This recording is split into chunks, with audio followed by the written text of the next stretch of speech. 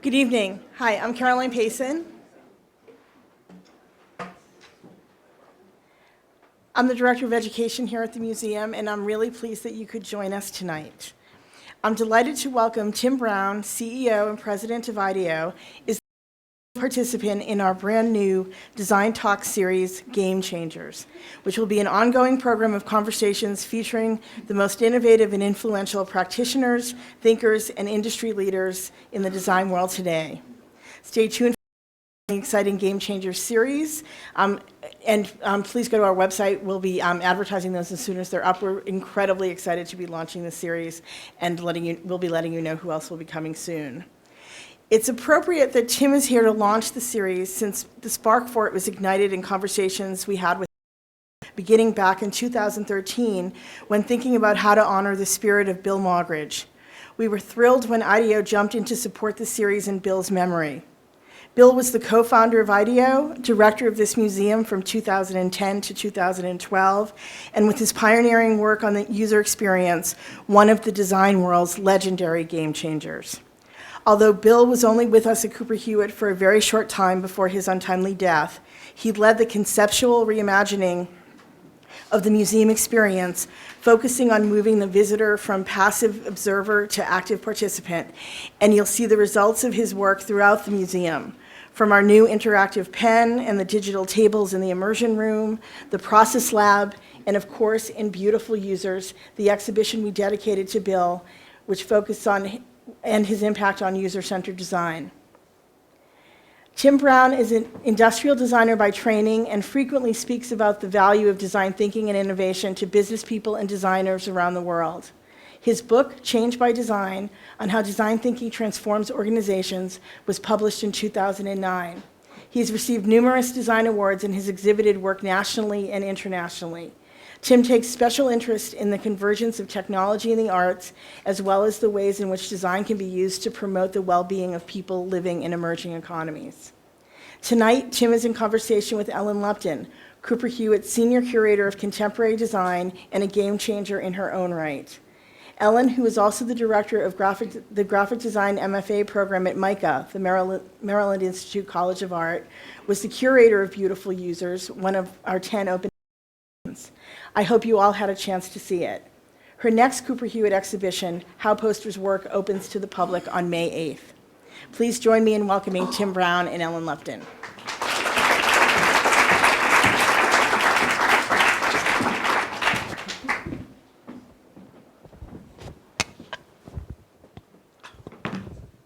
Amazing. Hello. This one's working. Do you want this? Mine works too, Tim. All right. Excellent. Excellent. So it's so great to be here, and thank you for the beautiful introduction, Caroline.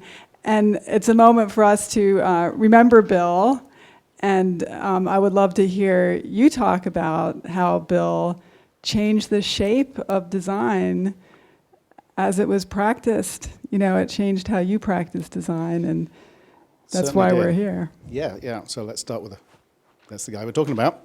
So yeah, I mean, I think there've been two transformation in the way design's practiced, or at least the way industry, I think, is and the world is looking at design. And these these two transformations are not even serial; they're sort of both going on at the same time. But the one of them, I think, Bill was hugely instrumental in, and he absolutely saw the other one too. When I first trained as a designer, and certainly when he trained as a designer quite a long time before me, it was all about the object or the artifact, right? I mean, however you were trained, whatever you were trained in, whether it be graphic designer, product designer, architect, it was about the poster, the book, the product, the building. And the focus of practice, design practice, was on those objects. To the point that we all got siloed in these disciplines, right? And product designers didn't really work with graphic designers, and certainly didn't. And we all worked on our little bits of the world, and even if we worked on the same projects, we didn't necessarily work together. But it was kind of how it had evolved in the, I guess, second half of the 20th century. You're much more of an expert on this than I am, but it seemed like it happened over that period of time. But what Bill saw, and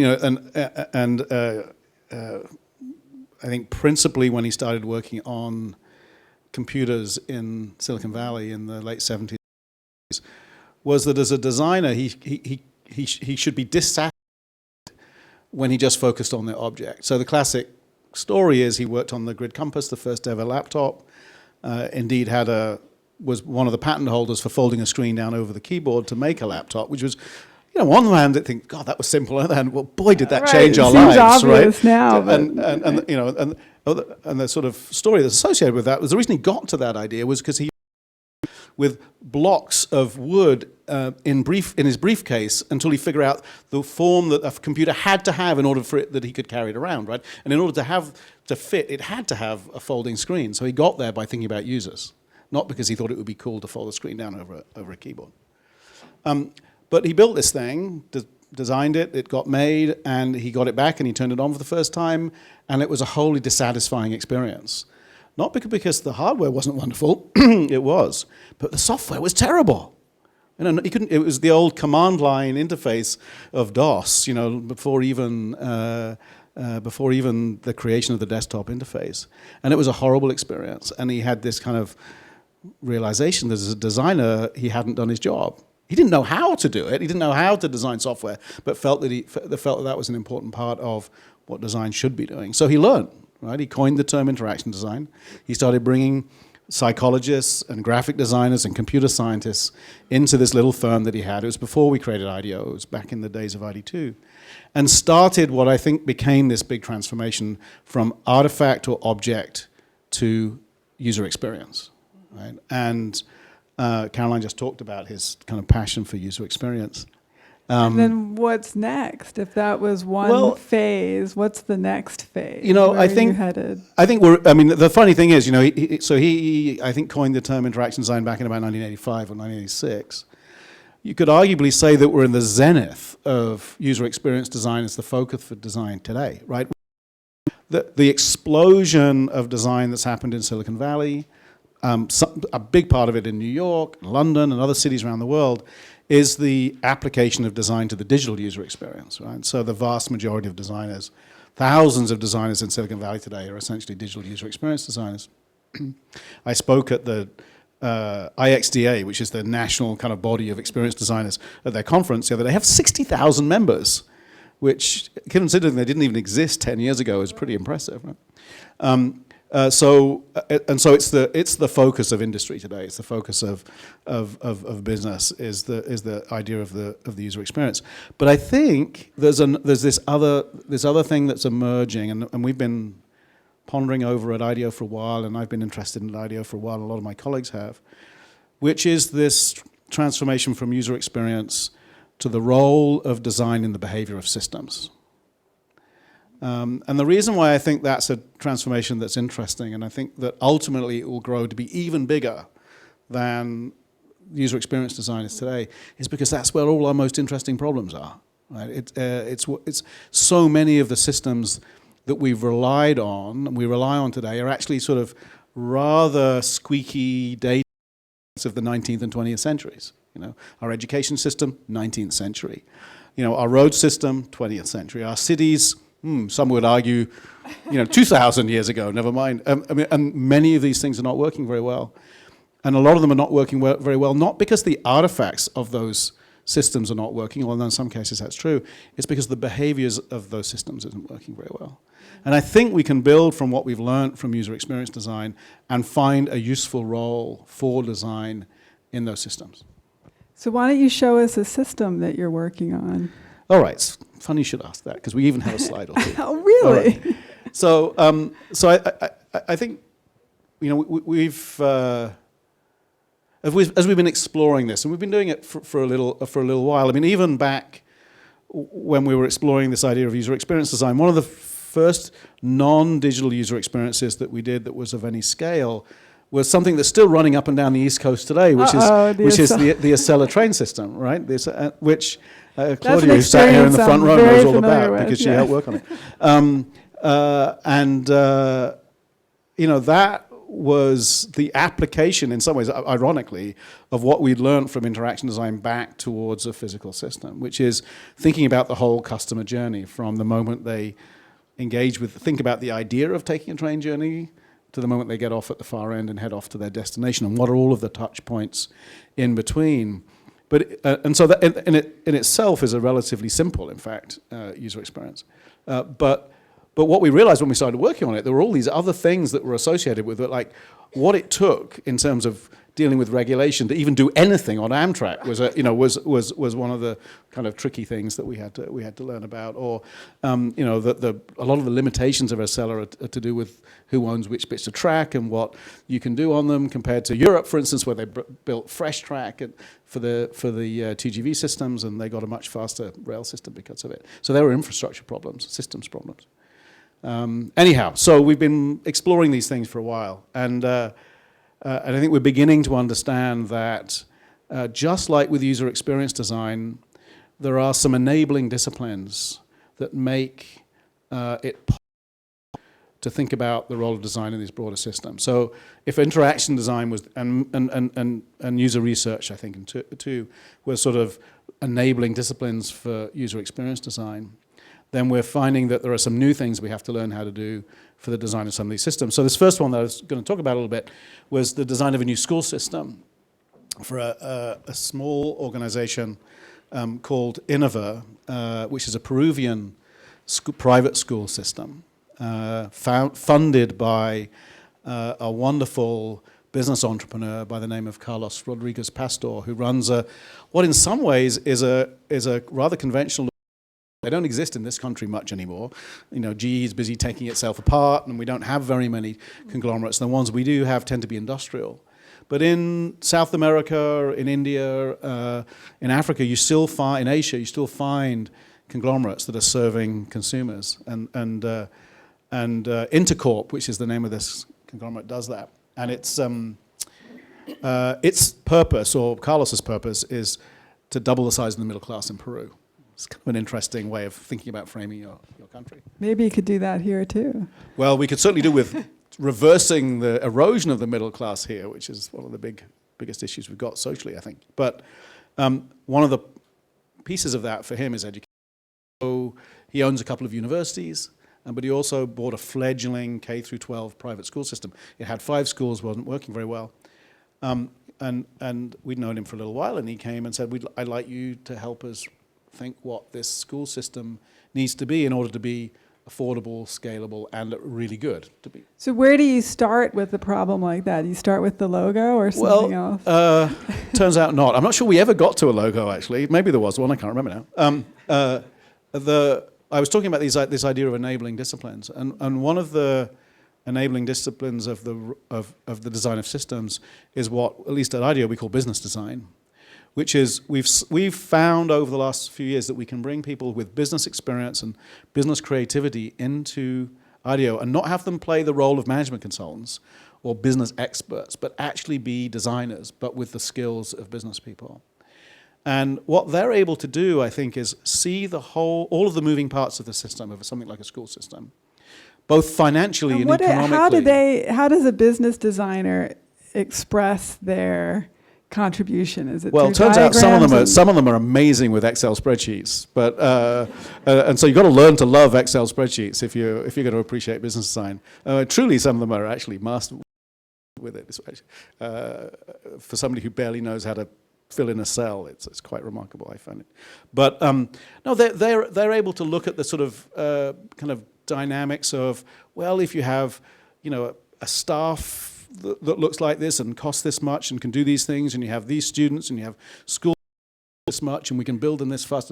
What does that whole system look like over time? And that's something that, as product designers or even interaction designers, we don't really know how to do. Yet you have to do that as part of thinking about a new school system if it's going to be funded effectively and it's going to grow to be hundreds of schools, which is what the ambition is. So that's a really important new discipline for thinking about systems, I think, and we've been slowly growing the number of people at IDEO like that. But we approached it from what's the approach to curriculum, what's the approach to the physical campus, the classrooms themselves, the technology in those classrooms, the information systems that allow teachers to share. So there is a lot of physical stuff that goes into it. There's a place. There's a place. And there's a logo, look. Oh, there is. There you go. Yeah, I suspect that may have already existed before we got there, but I'm not sure. Yeah, I mean, so, we had a team that included architects and included communications design experts, and it was a really rich team, and we got to design 3 different kind of blueprints for campuses for different sized schools in different types of cities around the country. And one of the things that's turning out that these intercorporate malls, and what they've realized works really well is to build a school and a shopping mall next to each other. The school acts as in Peru, the school acts as a magnet for people to come to the shopping mall, for retailers to come to the shopping mall, not the other way around, which is interesting. So here the school is like a cornerstone. It's like having Macy's in your shopping mall in America, but there it's to have a school as part of the complex, which I think is kind of cool. Actually, it's beautiful. So we got to work on the physical campuses. We got to design a new kind of flexible classroom. There's a significant. There simply are not lots of high caliber teachers around, and so much as we'd like to have 20 kids per teacher, or even fewer perhaps, to get in the way that the best private schools can do here, and 25 kids per teacher maybe in the way the best public school systems do.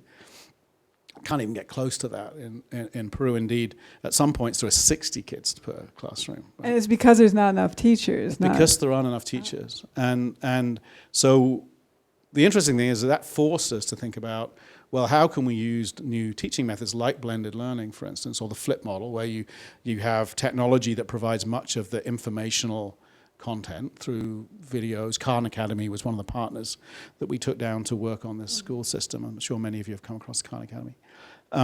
It forced us to think creatively about that and about how you use the classroom space. So these classrooms can go from holding 60 kids to 15 by using partition walls and sort of flexible layout. And that just allows some of the day the kids will be in small groups. Much of the day they might be in quite large groups. And some of the times they're even working together without teachers there at all. And outside, which is beautiful. And outside, that's one of the nice things about Peru. It's a bit like the climate we have in California. Probably wouldn't work here in New York quite so well, at least only in the summer. But it's been a really interesting example for us of trying to design as many of the elements of the system as we can. And was IDEO involved in an entrepreneurial way, or I mean, as were a we investors in it? No, yeah. we were. It was a normal consulting way. And I think there's a really interesting conversation at the moment about where design plays in terms of kind of being entrepreneurial versus being just a set of skills which you need in order to solve a problem. And I think there are certainly places where designers as entrepreneurs make a lot of sense, but there are other places where designers just as skilled people who come and help solve a problem also make sense. Just like you need other skilled people to run a business like this, and I think this is one of those. I'm not that us as investors would have been particularly valuable to the story, but we've certainly been along for the ride. We're still working with them today. We're 2-3 years since we launched the first schools. There are now about 20 schools. They're building them at a pretty fast rate. We doubled the attainment scores of the kids that are going through the school so far in maths and reading, which is great. Peru happens to be at the bottom of the PISA rankings right now, so there's lots of room for improvement. Each new school is sold out before it gets built because of the popularity now of the schools. Parents are hearing about it and signing up and subscribing before the new schools get finished, so they're having to do almost no marketing, even when they leave Lima and go out to some of the further out cities. So it's looking promising so far. Great. And IDEO is creating its own educational systems as well. I mean, I think a lot of the reason people are here tonight is because we've all learned so much from IDEO creating a methodology of designing, right? It's a whole, and you've been very generous as a company in terms of seeding that out into the world. I think, I give a lot of credit actually to Bill and David Kelly, who the founders of IDEO, that teaching has been was part of the way the company was founded in the first place. I mean, David was already teaching at Stanford when he created his company. Bill met David by teaching at Stanford. So it was right in the kind of genetic makeup. I actually have no idea how many of the folks at IDEO are teaching at any given moment, but it's many, many people at schools around the world. It helped master our craft by teaching. And not just teaching in the classroom, but through open IDEO, through your design kits. Yeah, I mean, it's gone on. I mean, it's gone on to other things. But you know, and we've now started to explore what that means when you try and do it online in sort of more collaborative ways. But I don't think that wasn't a. I mean, it could have been a moment. We'd been kind of going along as a design consultancy and thought, oh, now's the time to go online and teach what we do. But I think we've been trying to teach what we do right from the beginning. You know, I think, to be honest, we were very fortunate that at the moment when the business world here in the United States started to get interested in design again, because it had obviously been interested in design decades ago, but it sort of had lost interest, and in the last 10 or 15 years, it's right, it's really this term design thinking, which you helped to create, which is different from the focus on product, right? It's about this method that's more broadly available. Can you talk a little bit about the limits of that and how you're approaching those limits? Yeah, I mean, we didn't coin the term design thinking, although we perhaps shone a light on it. Yeah, McDonald's didn't invent hamburgers either. Right, well, that's also true. Yeah. But I mean, I think of Herb Simon, instigator of the idea of design thinking. You know, I think we'd always been interested in the idea that design could be applied to things that designers didn't generally give attention to or weren't given the opportunity to give attention to. And also that design was something that everybody could use if they were given the skills, if they acquired the skills. And so design thinking was the best way we had of describing that idea. You know, a lot of the thesis behind my book was we need to sort of break out of sort of the priesthood of professional design and kind of get it out into the world. Not that professional design isn't still very valuable, and we can maybe come back to that a little bit later, but that it can't be all. I mean, it's a bit like you know, a professional writer saying nobody else should be writing, even though, because, you know, I mean, I've been trained in it, but other people shouldn't do it. It's clearly doesn't make a lot of sense. I mean, I think, just a slight sideline, I've been having conversations with a few universities over the last couple of years who are seriously looking at design thinking now as a liberal art, alongside the things that they have traditionally taught.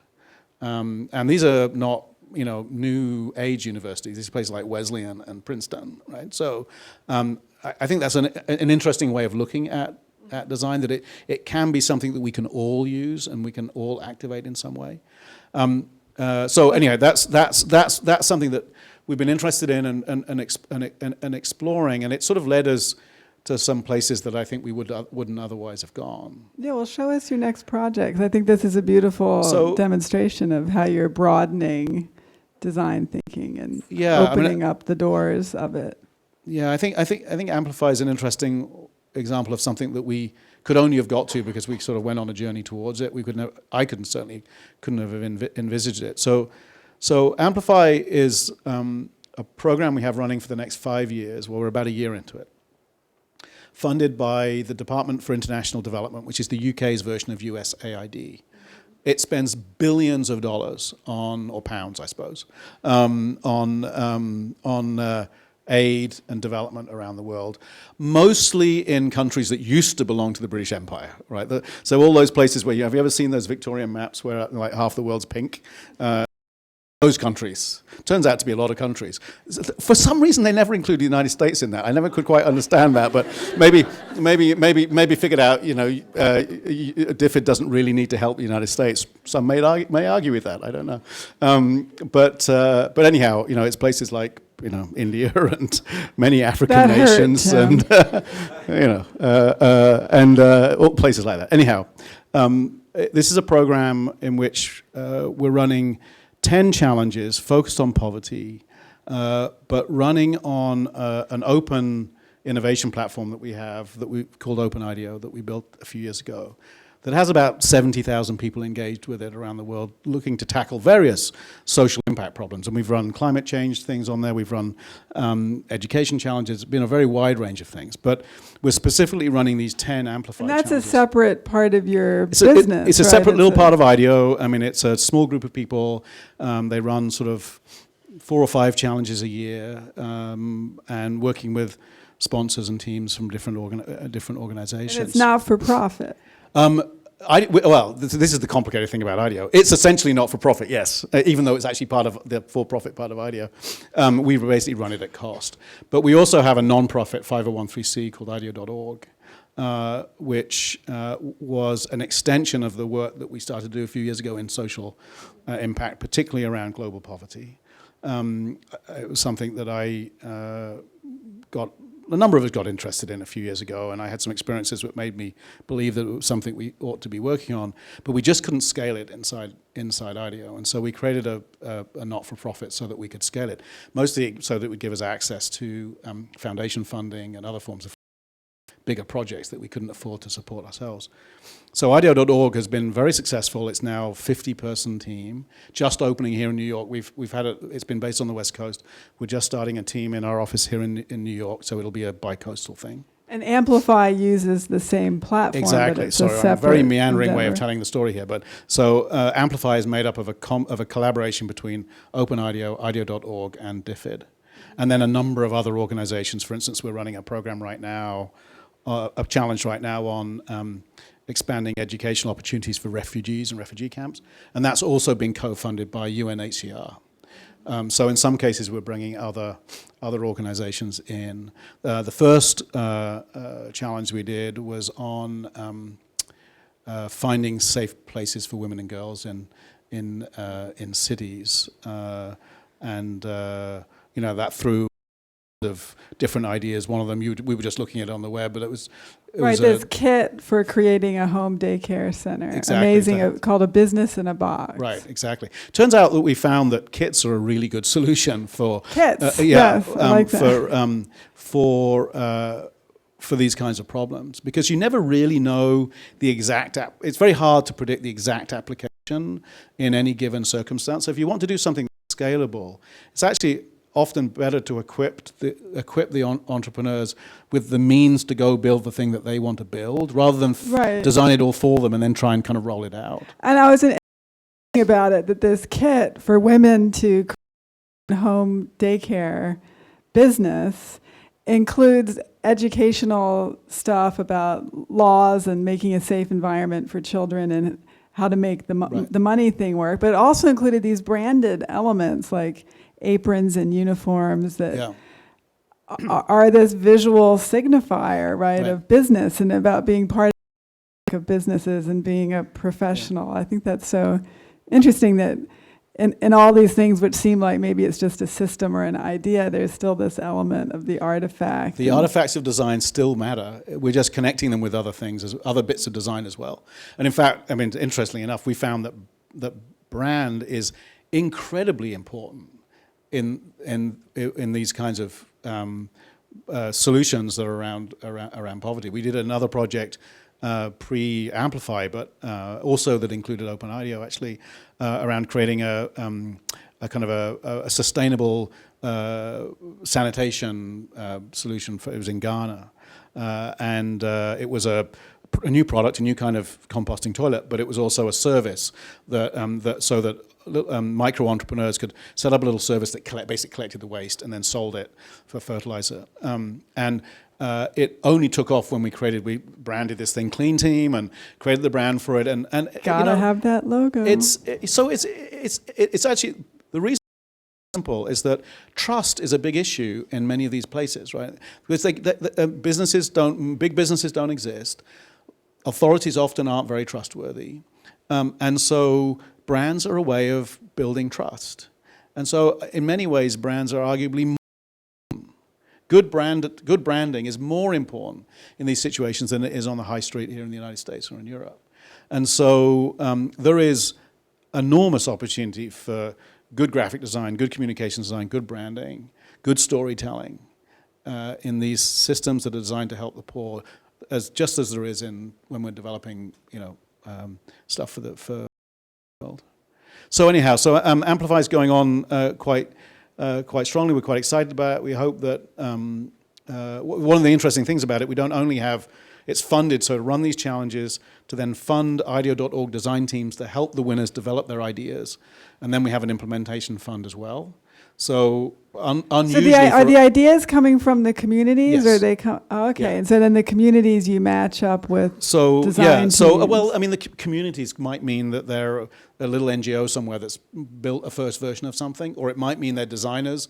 Sometimes they might be. One of the things that happens on the platform that's really interesting is we see kind of virtual design teams emerging as they start to share ideas. So you might have a designer on the program at Stanford, finding an NGO somewhere in Africa that they can work with. So if I'm a designer that wants to get involved in this area, I could find potential clients. Just go engage in the challenges, and then start looking out for people that maybe where you share ideas with, that you can work with, and we get a lot of that happening. So anyway, we support those teams, and then unusually, for a situation like this, we actually have money to then go give to the best ideas for them to go do the implementation. So yeah, it's an exciting program.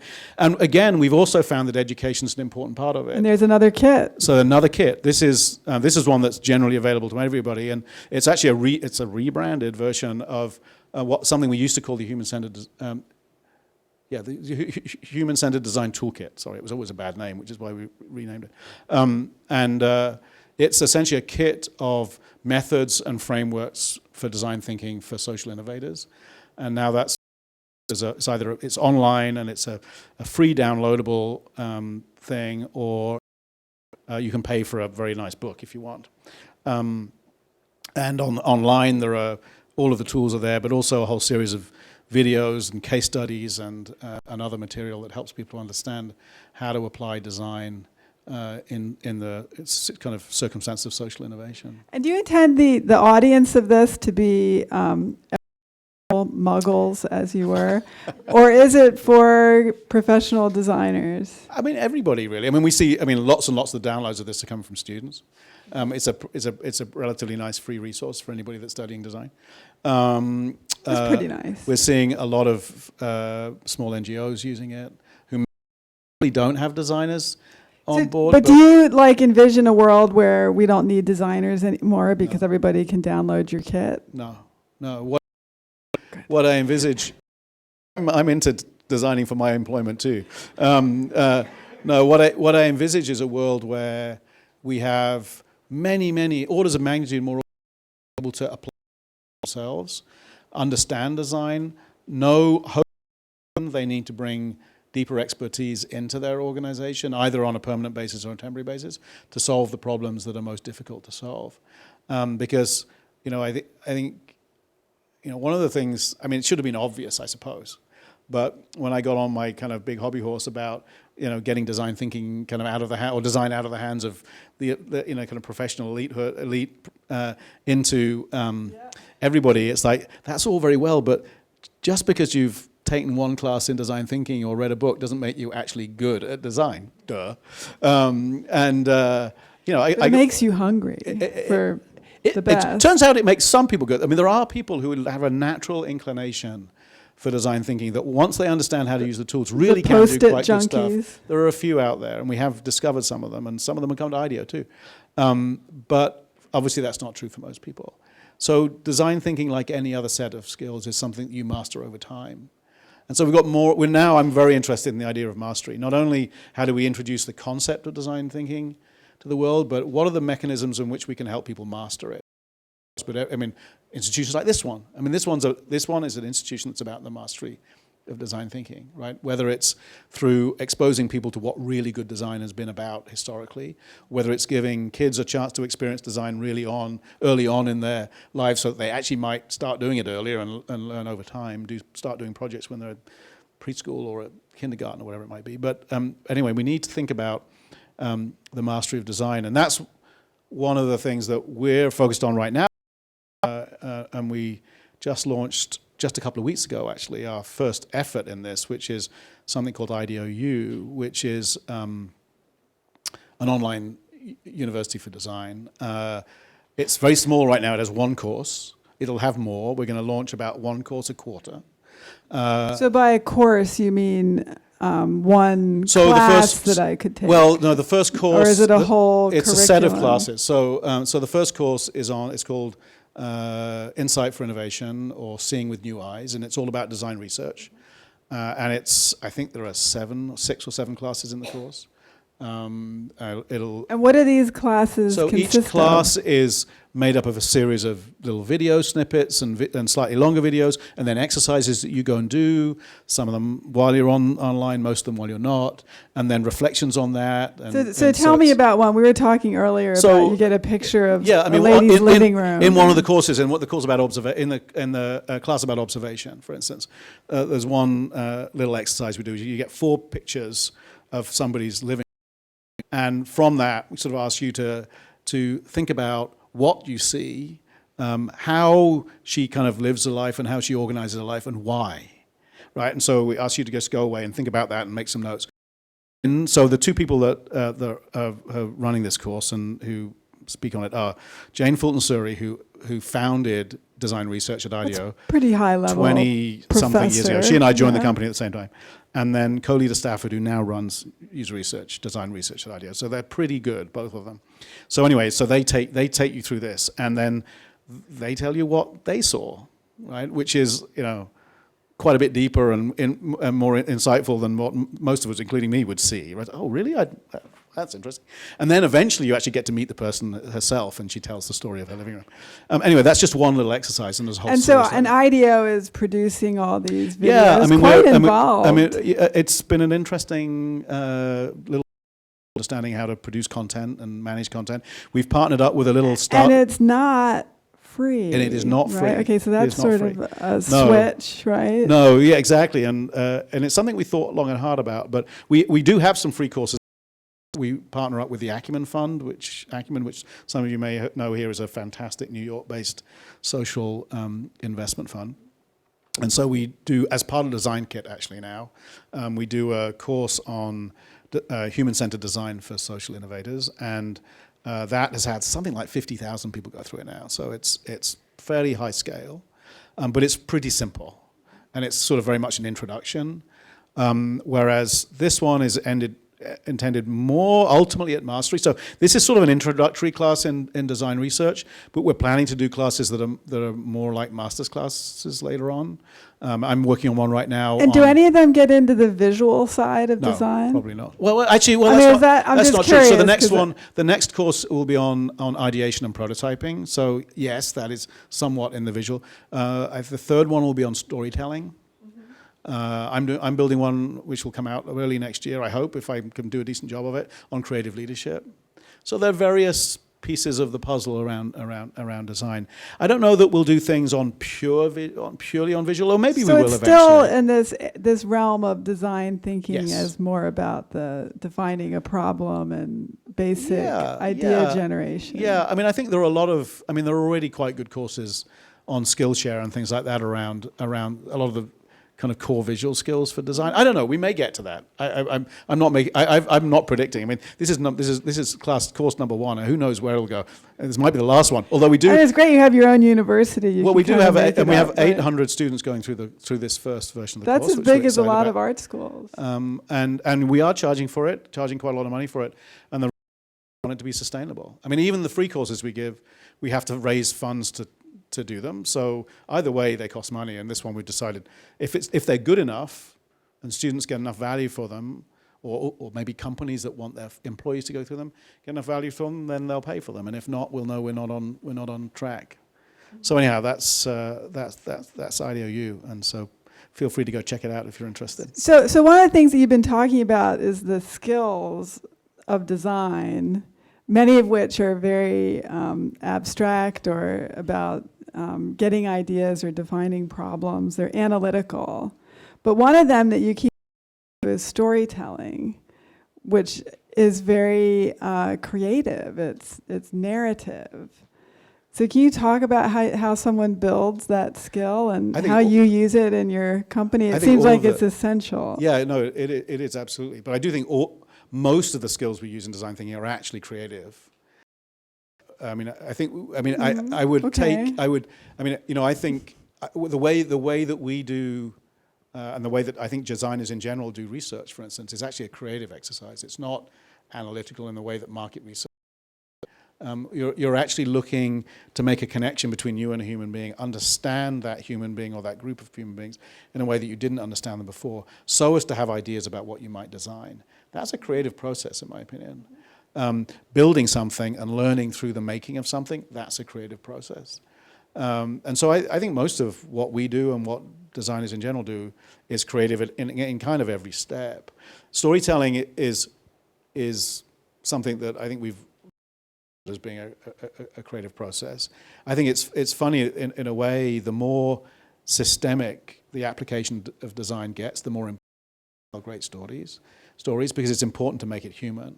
It's very easy when we start talking about systems, and this is something that I think policymakers and regulators and governments and people like that find themselves tripping over a lot, is that when they start talking about a system, even though it's a human system, they start stripping away the human from it. Right, that's why politicians always have, the little girl whose life was changed by... Indeed. Right, because that makes it understandable. It is, but it doesn't actually help you understand the system very well necessarily. But so I think we have got to get better and better about telling stories of systems in ways that are actually emotional, intuitive, they connect to why we're doing this stuff. It's not necessarily all that easy to do, but I think it's... Well, I think the example of the living room is good, and I think you have something... Well, I mean, the last project we were going to share, and then we should have opened up maybe for questions or something, but is I think the other... so if we talked about a system as a single business, which was Innova, we talked about a platform to allow people to kind of collaborate and make change happen over multiple systems, maybe. This last one I want to talk about is what I think of what the place where many of the challenges for design are going to be as we look forward in the 21st century, and that's the design of infrastructure. So much of our infrastructure is outdated, and there are so many opportunities, and often places that design's played an important role in the past, like the way our cities are created, right? It needs to be done again, or constantly done.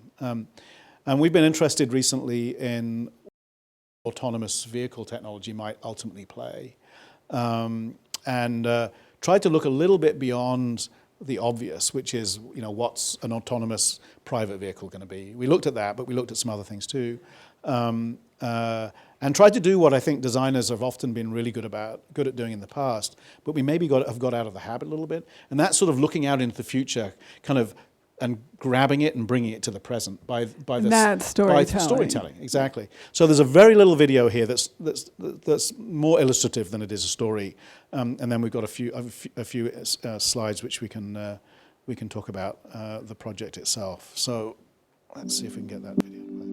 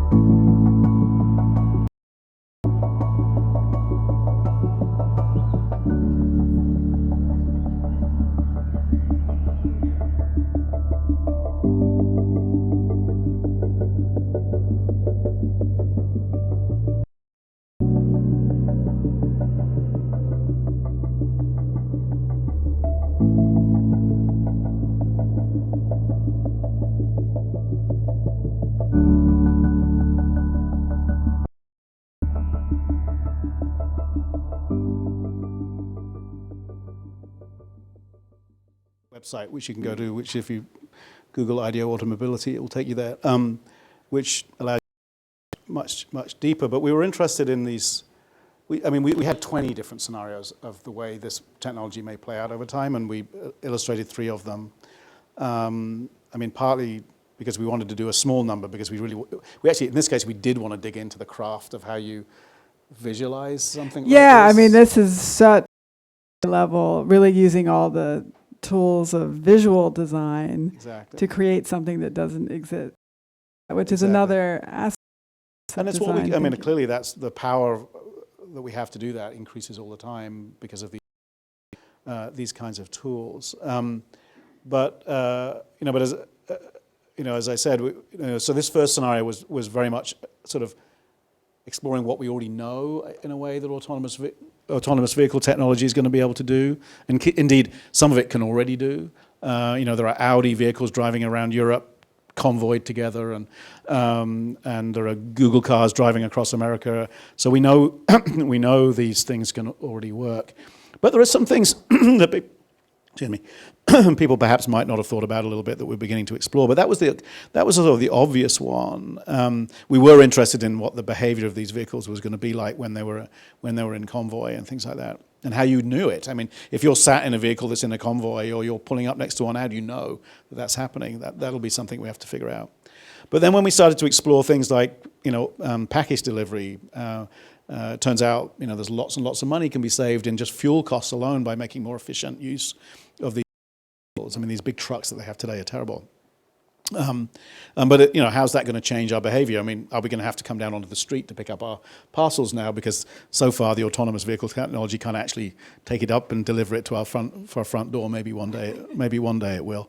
And then I was particularly interested by the third scenario, because it started to indicate what it might be like when we started to think of this technology, not as a technology to do with vehicles, but as a technology to do with what I think of as the fluid city, when we could start to move space around, not just people. So the idea of this wasn't that you sat in your office and it drove around the city, which would be vaguely ludicrous, but instead we might have spaces that could be wherever they were needed when they were needed.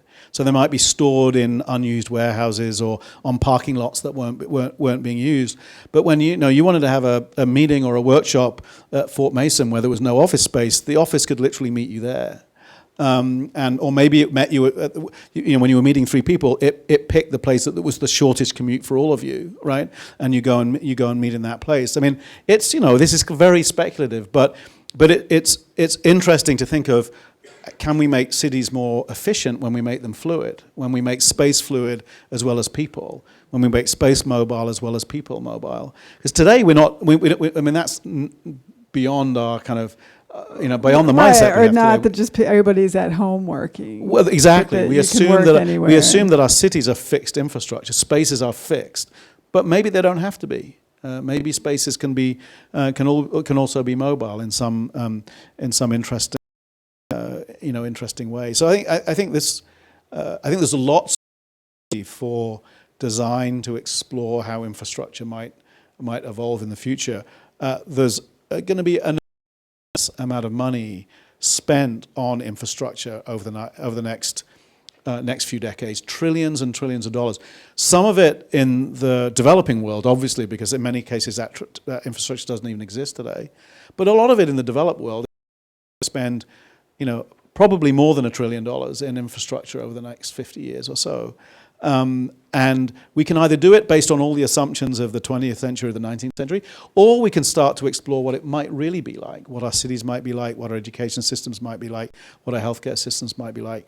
And at least for me anyway, they're the kinds of design challenges that are really interesting. And we all hope that designers will have a role in that, and not just our policymakers. Right, exactly. And to do that, we might have to find new ways of getting funded. Because it's not always, some of this is pre-business, as it were. Some of it is much of it are things that single businesses or single organizations probably can't take on for themselves. So are we going to have to find ways of bringing different organizations together to work on these things? It's sort of in a bigger version of what we're doing with the Amplify thing. I just want you to make that I think that's cool. So we have time for some questions, and if we go to the last slide, we do encourage you guys to tweet and Instagram and share your ideas with the world. But I know a lot of you are here to ask Tim questions, so we'd love to hear from you. We have some people in the wings with microphones. We really want you to use a microphone, because that way our internet audience at home, your question is too. So who has a question for Tim or a comment? Yes, hi. You didn't mention drones in the whole delivery system, and that's what we hear on the news a lot about, is drones with Amazon, whatnot, so. Yeah, I'm less interested in Amazon using drones, although I think they probably will eventually. But we did do some work last year inside our nonprofit, inside IDEO.org, looking at using drones for last mile rural health delivery in Africa and India and places like that. And we were interested in looking at what the implications for the technology might be. It's sort of project a little bit like this autonomous vehicle one we just saw, but intended to help both drone manufacturers and nonprofits working in the health sphere understand how that technology might be useful. And so we created, again, a very similar way, a number of scenarios looking at everything from health and disaster relief to delivering vaccinations or other high-value, relatively low-mass health products. And, really create a sort of set of design principles. What's been interesting is that since then, we've started to team some NGOs and drone manufacturers together so they can actually start working on things. So because the technology is moving pretty fast in terms of there are now some drone manufacturers that can actually lift reasonably heavy loads, 10, 15 pounds, and take them reasonably long distances, 20, 30 kilometers, which is enough to make a difference in terms of rural health. So anyhow, it's a fascinating technology. I think we're less likely to see lots of drones buzzing around New York as we might see them in the rural, savannah in Asia. Yeah, over. Hi, this is sort of a two-part question. One would be, when you speak of infrastructure, what do you think the spending needs are for an online infrastructure as much as a physical infrastructure, such as meetings and, even doing meetings in an online way that's conducive to everybody? And then sort of the shops where they need to be. New York has a lot of pop-up shops. How does that play into the same sort of? I think, it's not clear to me that the cost of infrastructure for physical interaction is a whole lot different than the cost of infrastructure for digital interaction. It's just it's borne by different people, and a lot of the digital infrastructure is invisible. But the energy cost, for instance, in supporting cloud servers is very high today, arguably as high as supporting the real estate costs of buildings. However, I would agree with you that virtual space is more accessible in some cases than physical space. It turns out, at least in our in our experience, that some blend of each makes most sense. And we're seeing a lot of online retailers, for instance, moving offline because they're finding they can't build strong enough relationships with their customers purely online. Right, Warby and Parker with their Warby Parker is an stores. example that's here, but there's almost no. In fact, I saw a talk by one of the Stern School professors at DLD earlier this year, where he basically said there would be no pure play digital online retail left in 5 years. Nobody, including Amazon, he was arguing. So that was a pretty big statement to make, but it was an interesting point of view, right? Anyway, so I think we're going to see a continued blend offline. I think the pop-up thing's super interesting because it's an indication, a bit like a lot of the shared economy stuff, is of us getting smarter and smarter about how we use resources more and more efficiently. So if the space is available and you can make good use of it for a month or 6 months, then we ought to have the systems that enable that. And there are a lot of digital systems that are enabling A kit, you need a kit for that. Well, it turns out, I think it's interesting. A lot. Digital systems clearly can do a huge amount to enable the use of those kinds of resources, whether it's black cars, whether it's people's spare space in their apartments, whether it's retail space. But there's another piece which is much slower to adapt, which we also need, which is we need a policy and regulatory system that also supports more efficient use of those resources today. So we're now seeing, of course, a lot of interesting things happening as kind of regulators start to move into this space. Right, Airbnb. As they respond. Right. And with the best intentions of trying to create a balance between what's great use of the resource, but also what protects the interests of everybody that might be trying to, their neighbors if it's Airbnb or whatever it might be. Right. So I think another place for designers to play in systems in interesting ways in the design of regulations and policy, because it turns out, I think, that one of the problems with is that they're designed from a kind of a policy-making perspective, which is they're designed once and assumed to be perfect, right? And they're passed as laws, so they're very difficult to change. And that doesn't work when you've got a very fast-moving environment. And yet, what design does is it iterates, right? If it's doing it well, you build something, see if it works, change it and change it and change it. And I think regulations need to be more like that. And so I think there's something that designers can definitely learn from regulators, but regulators can learn from designers. Yeah, that's good. There's another question over here, I think. Yeah.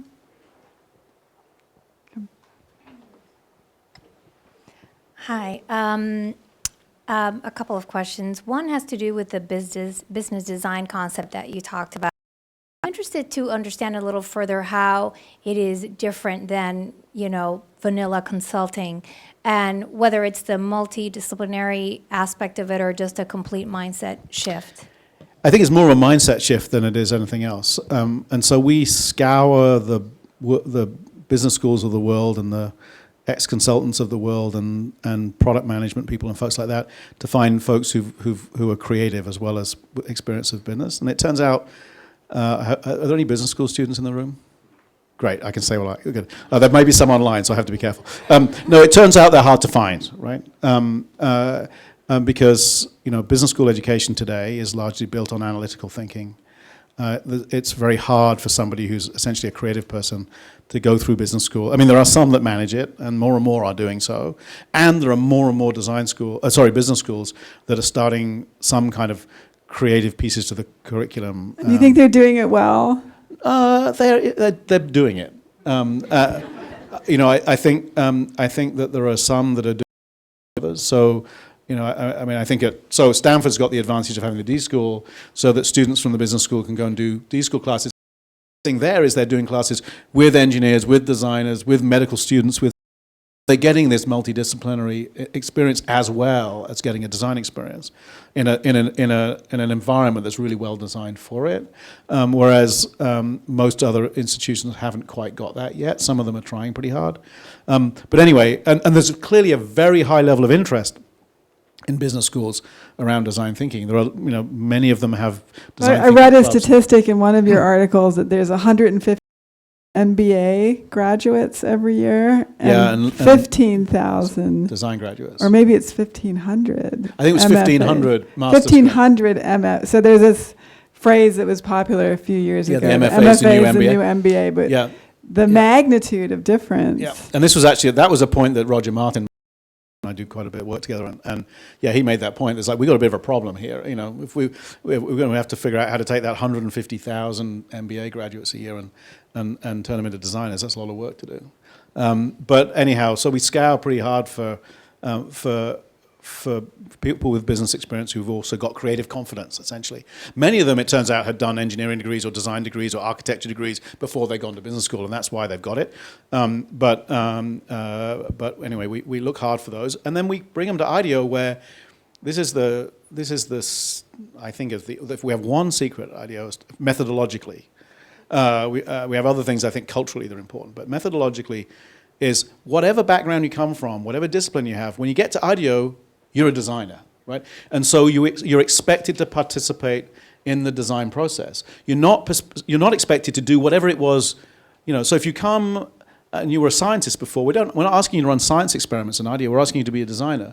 If you're a business person, we're not asking you to do what you used to do as a business person, we're asking you to be a designer. We're asking you to bring all that experience and those skills to the design process, but we're asking you to be a designer. And by the way, we expect you to go out and do design research, we expect you to be in the workshop building prototypes, we expect you to do all of those things. And yes, it takes a while for people to kind of get the hang of that, but ultimately what we get are people with this very rich set of experiences who also understand design. And then what are you looking for from designers? Like, I know I have a lot of students graduating in a couple weeks, and they're all going to be sending their resumes. What, you don't only hire biologists, right? No, although we do hire a lot of those too. I'll come back to that. From the designers, I think, well, for one thing, there are two kinds of designers in the world. And one of those kinds of designers are just not that interested in working in teams. And then there are designers that really love working in teams, and we like the folks who like to work in teams. We accidentally hire the others occasionally. Generally don't thrive at IDEO because everybody gets to work in a team. And for some designers that's frustrating, and I understand why. To try and tackle the kinds of things that we're talking about here, I would challenge any individual designer to be able to have all the skills it took to. Certainly nobody at IDEO is smart enough to do that, and I really don't think there are people out in the world who are smart enough to do that on their own. So you've got to want to work in teams. You've got to want to work with people who come from other backgrounds, even if you're all using a design process. I think we need from our designers them to be above average communicators. And by communicator, do you mean through visual means, or just being able to have an adult conversation? Having adult conversation. So, yes, we expect designers to be great visual communicators anyway, but you have to be able to have, it's part of working in a team. It's a part of working often with the most senior people in the most complex organizations. If you can't kind of cut through everything and create a good story and clearly communicate what it is you're trying to do, then you're unlikely to be impactful. So we're looking for designers who've got a little bit more of that. But other than that, I think we're looking for talented people. And we're lucky enough that I think there's a talented person right here who would like to say something. Thank you. I come from a program at Parsons called Strategic Design and Management, and recently a question came up regarding this notion of design thinking and what it is that we do. Do we design for the present, or are we designing for the future? And I think these two tie into each other, because if you can allocate those problems of every day, essentially you're designing for a better future, right? But I'm interested in knowing, a lot of the projects at IDEO vary in different design companies, and for example, the infrastructure one that you just showed us, it's definitely for the future. How does the research methodology vary from these projects that are designed for now, where it's easy to come in contact, where there are so many less variables than there is in the future, right? And for designing such specific things for the future, so how does that that's a really, differ? I think that's a great question, because one of the things that I've noticed, both inside IDEO and out in the world in general, is that as design has got more complex, for instance, as we went from that world of artifacts and objects to the world of user experiences, that what I saw most designers doing is that they started to get closer and closer to the present. And I've got a hypothesis as to why that is. It's because we've got an ability to deal with only so much complexity. And so when the user experience is a lot more complex than the object was, it's a lot harder to also think about the future. And so I think we see, all of this wonderful. So, sorry to diverge a little bit, but 20 years ago, when I first started, a little bit more than that, when I started my career, there was a time when you had places like Xerox PARC or Apple producing these like scenarios of the future. And there was one called the Knowledge Navigator, which was instrumental ultimately in creating the iPad, the iPhone, and everything that we live with today, right? That they produced in the late 1980s. It was a video, and it showed a guy in his house. It was a video. It was like Don Norman was part of making it. It was this kind of future storytelling. It showed the convergence of communications, computing, and content, media. And it was a very important piece of work. And I think it was possible to do that work at a time when we weren't trying to do a lot of other things. Even though it did look at the interaction and the user experience, it was somehow a time when designers did more of that. And we sort of got out of the habit a little bit. So Anyway, I'd like to get back into the habit of it because I think it's important work to do. But there's also designers now looking at the negative implications of technology. So the whole critical design area and design speculation that looks at what could go wrong. You know, Yeah. so I think your firm represents this very optimistic side of designing for the growing capital everywhere. And there's another community that is looking at the potential problems with all this. Yeah, I mean, I love what technology. people like Tony Dunn and Yeah. Fiona Raby do. I think it's incredibly It's another story informative. to tell, Yeah, it's right? another story to tell. As we ought to be using design in as kind of complete a way as we can, and just in the way that art always acted as a way of kind of critiquing the things that business and culture did. So I think that design can play the same role, and it helps us. I mean, the things I've learned or connections I've made from the work from those students, for instance, in that department at the RCA, which have been hugely valuable to me. They did a project on aging a few years ago, which completely changed my whole worldview about how we might think about aging. So I think that work's really, really important. I'm not sure it's work in general that we could do inside IDEO very effectively. I think it sort of has to happen on the outside. Yeah, a I little can bit. see your next enterprise is like mean IDEO. That's a Or concept. sad. Anyway. I mean, we do a little bit of that inside, just to kind of, but I was going to just come back to a little bit extension of that question, is that I think as we go out into the future, then some of the sort of natural and easy things we do when we take a kind of a human-centered approach, which is go study users and see what they're doing today and see what we can learn, you've got to use that in a very different way when you're thinking about the future. And I think actually when we think about the future, we actually have to rely a little bit more on the intuitions of the designers, the design teams that are doing that work, even if, and hopefully they include researchers, but because you're certainly not, I mean, as Steve Jobs famously said, you can't go and ask somebody about what they want in the future. It just doesn't work. And I don't think you can ask what they want in the present either, personally. I think you've actually got to go and watch behaviors and have insights from those behaviors and then do the hard work. Right, of the because people design. don't always know what they Don't know want. what they That's a want. bad way to That's design. a bad way to design. We're going to take a couple more questions. And So I have a very simple question, then a more challenging question. And the simple question is, employees IDEO has, and then the complicated question is, how do you these ideas for the future, like automobility or something, how does that cream rise to the top? Who chooses those ideas to work on and develop? And how competitive is that? And how do you get to that place? Because it takes a lot of energy to finally put a presentation together that you believe in for the future. So how is that finally done, and how many of those do you have going? That's a more complicated question to answer than you would know, partly because I've no idea how many we have going at any given. But we have so we have about 700 people at IDEO. And about half of them are on the West Coast, and the rest are spread around the world in offices in Asia, Europe, and the East Coast. And then about another 50 inside IDEO.org, and then a few other little bits and pieces.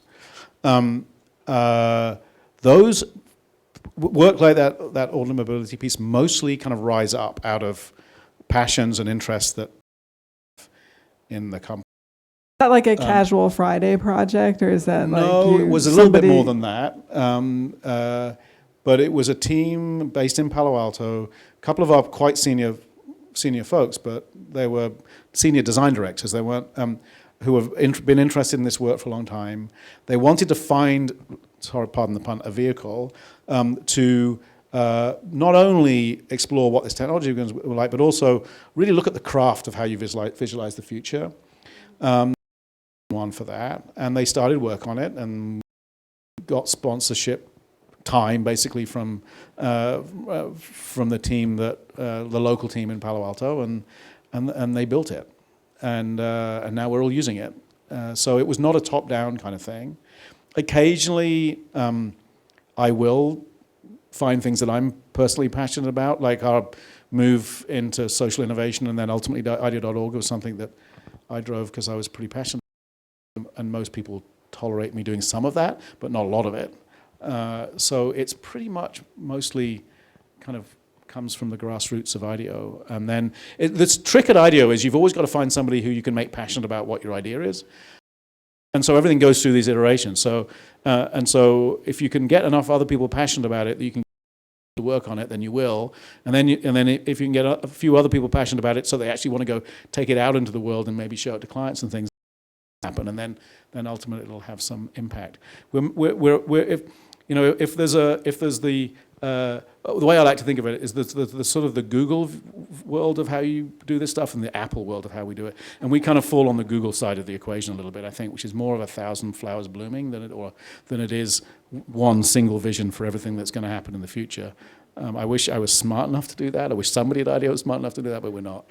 So we rely on the fantastic talent we have across the company to think of interesting things to do and work on them.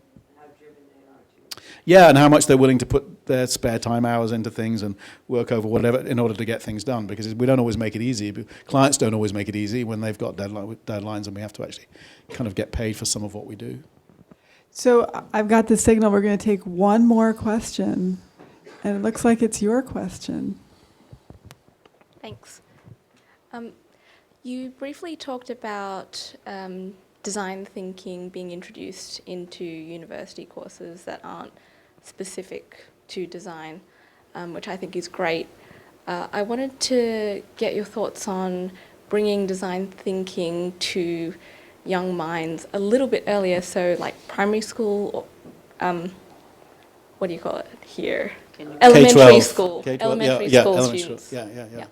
I mean, and we're very excited about that. I mean, one of the interesting things about the Innova schools is we didn't plan for this, but the team that actually runs the schools, which is a very bright team of education folks in Peru, decided that they actually wanted to use design thinking as one of the kind of core set of values for their school. So I don't know if you noticed, but in some of those pictures, you'll see design everywhere, right? And they're actually set design projects to the kids in the school, and they do these little clubs and all kinds of. So they're doing it without any help from us. One of the places where we have an education practice at IDEO based in San Francisco, and Sandy Spiker, who runs that, and I know has done some work here with the team here at the Cooper Hewitt. She helped support and create a kindergarten level, I think it is, or a little older than that, competition that runs around the world that has millions of kids doing it now, started in India. But we've also been trying to figure out ways in which we can help teachers. So we created something called Design Thinking for Educators. It's a website and another toolkit. We do them by the dozen. If in doubt, do a toolkit. But it's, I think, been quite effective. It's really more aimed at helping teachers bring design thinking into their practice, so that they can think of ways maybe to make the classroom a better environment, or creative ways to do whatever they do. So it's not just intended for teaching design, but because reaching the teachers is a big challenge. Yeah, and so we're continuing to explore ways in which we can bring design and design thinking to teachers, because we think they're very powerful agents, right? I mean, if they have creative confidence, if they're thinking like designers, it will be a natural thing for them to bring that to kids. But the Cooper Hewitt is really focused on design and education at K-12, and I think maybe the institution that's certainly anywhere in the United States that's most focused on that from a design perspective. So lots of good things happening here. Yeah, come to our website and you'll see lesson plans and incredible programs that we do for teachers all around the country and even the world. It's a big part of our mission is this K through 12 and beyond. Yeah. In design education. Well, this has been amazing, and I'm sure others will come and ask a question privately up here, but it's been so fun to spend the evening with all of you and with my hero, Tim Brown.